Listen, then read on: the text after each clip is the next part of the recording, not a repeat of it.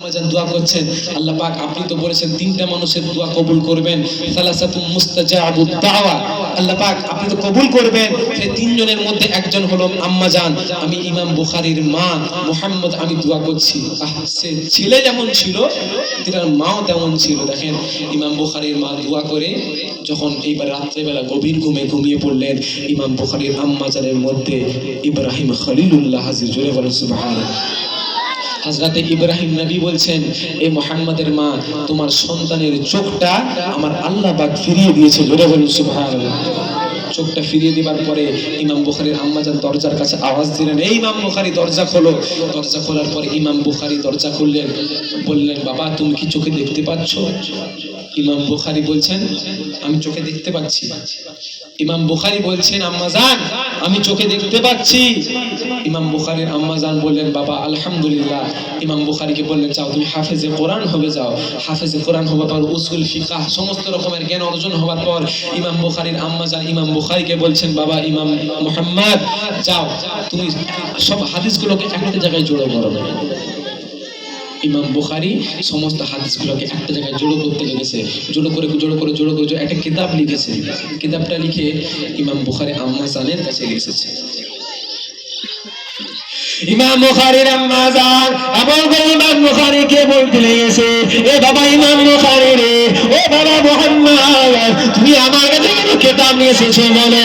তুমি আমার কাছে কেন কিতাব নিয়ে এসেছো বলো?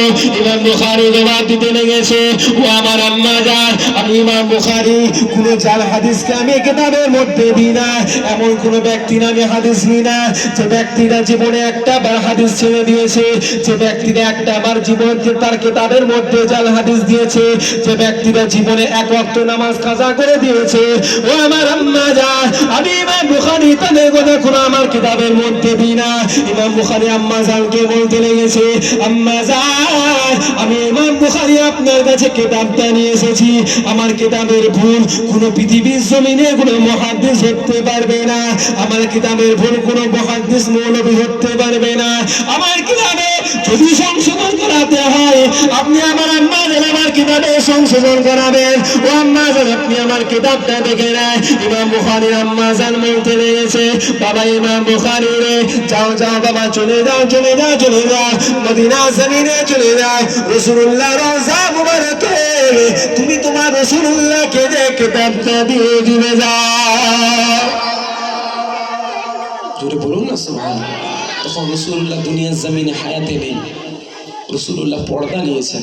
তারপরে ইমাম বুখারী বলছেন যে ইমাম বুখারী কিতাবটা বুখারী শরীফটা, যেটা বুখারী শরীফ বলে জানেন তো, হাদিসের বড় কিতাব, বুখারী শরীফটাকে নিয়ে গেলেন রাসূলুল্লাহ রওজা মুবারকে। শাম দেশ থেকে, ইয়ামান দেশ থেকে হেঁটে হেঁটে হেঁটে হেঁটে রাসূলুল্লাহ রওজা মুবারকে যে বলছেন, ইয়া রাসূলুল্লাহ হাবিবাল্লাহ, আমি আমার আম্মাজানের হুকুমে এসেছি।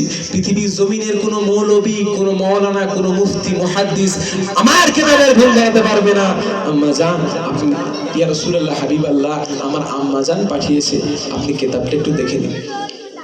আল্লাহ রাসূল আমার রুহানি ভাবে রওজা মুবারক থেকে উঠে এসে ইমাম বুখারীর কিতাবগুলো ভুলগুলো সংশোধন করিয়ে দিলেন। জোরে বলুন সুবহানাল্লাহ।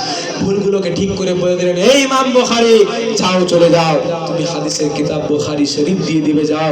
আর এই বুখারীর মধ্যে কোনো ভুল ত্রুটি হওয়ার কথা, এই কিতাবের মধ্যে ভুল হাদিসের সন্দেহ নাই। জোরে বলুন সুবহানাল্লাহ।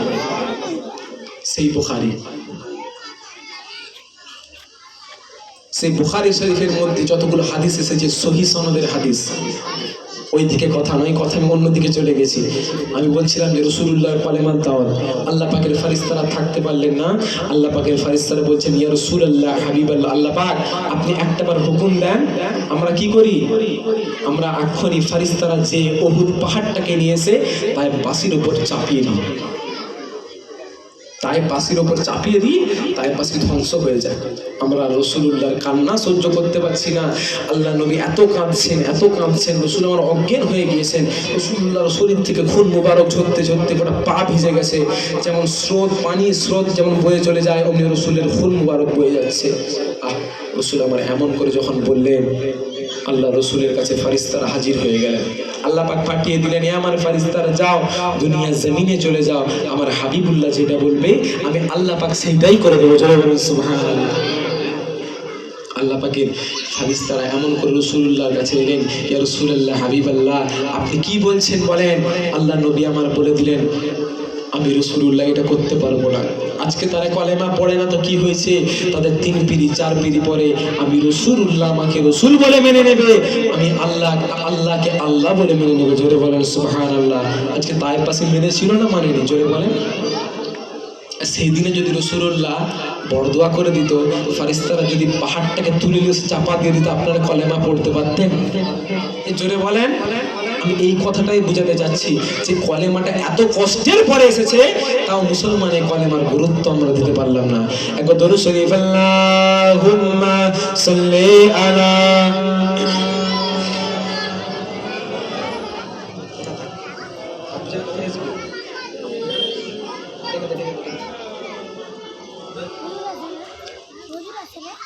আপনাদের এইখানে আমার বড় আব্বাসান পীর আহমদুল্লাহ হুজুর আসতেন তো, এটা আপনারা জানেন তো? জানেন না জানেননি গো? কে কে জানেননি হাত তুলেন দেখি। আলহামদুলিল্লাহ, সবাই জানে। যাক আলহামদুলিল্লাহ, আলহামদুলিল্লাহ। তিনার বড় সাহেব যেটা চিনেন তো, আমার দাদু জান পীর আল্লামা সৈয়দ আবু মুসা মোহাম্মদ আব্দুর রউফ হুজুর কিবলা। হুজুর অসুস্থ আছেন, আল্লাহ পাক হুজুরের শরীরকে সুস্থ করবেন, সকলে বলি আমিন। তিনাকে নিয়ে আমি একটা গজল লিখেছি, বলি আপনারা শুনবেন? কে কে শুনবেন একটু হাত তুলে। নারে তাকবীর, নারে তাকবীর, নারে তাকবীর, মহান ইসারে সওয়াব, মহান ইসারে সওয়াব, নারে তাকবীর। गुलशने अहमदुल्लाह की जो जान है, मेरे पीर सैयद अबू मूसा की क्या शान है। सुभान अल्लाह। गुलशने अहमदुल्लाह की जो जान है, मेरे पीर अबू मूसा की क्या शान है। जिसके बाबा वली, जिसके दादा वली, जिसके ताया वली, जिसके नाना वली, जिसकी अजमत पे हर एक कुर्बान है, मेरे दादा जन की क्या शान है। बोलो सुभान अल्लाह। तो तालियां जब नारे तकबीर, नारे तकबीर। औलादे रसूल, औलादे रसूल, अब्बाजान हुजूर किबला, अब्बाजान हुजूर किबला, नारे तकबीर। पियारडांगा दरबार शरीफ, प्रतापपुर दरबार शरीफ, फुरफुरा दरबार शरीफ, नारे तकबीर। आवाज खुले बोलूं ना, नारे तकबीर, नारे रिसालत, नारे रिसालत, नारे तकबीर। दुरूद शरीफ, अल्लाहुम्मा सल्ली अला।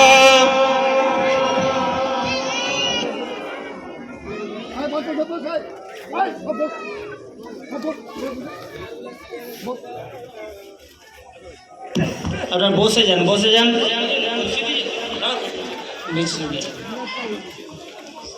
ভাইজান এসে